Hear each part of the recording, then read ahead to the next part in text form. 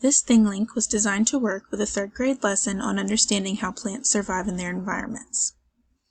It will specifically allow students to explore the process of pollination and the role it plays in plant reproduction. The background image is just a photo of a flower with 2 honeybees actively participating in collecting pollen.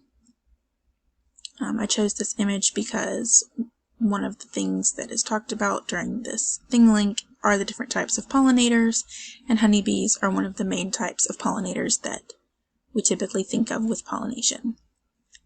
So now we'll look at the 3 resources that I've chosen for students to look at.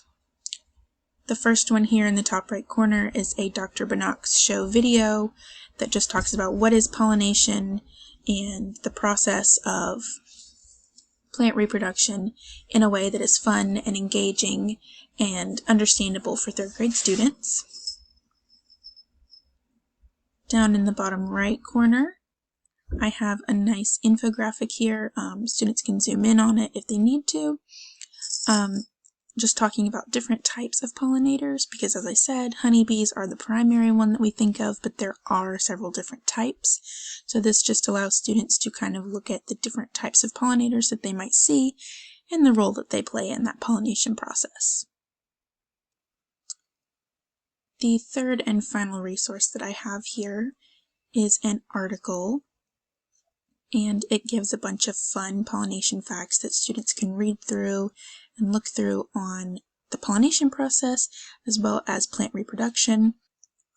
It talks about why pollination is important for the life cycle of different plants, as well as different types of pollinators that we might not typically think of, such as bats, birds, ants, beetles.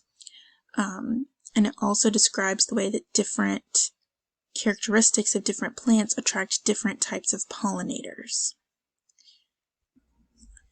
So one way that this can help students to obtain this knowledge on the pollination process and the plant reproduction process is that it offers them a wide variety in ways that they can access this information. They have access to a video, they've got the article, they've got this infographic aside from just direct instruction.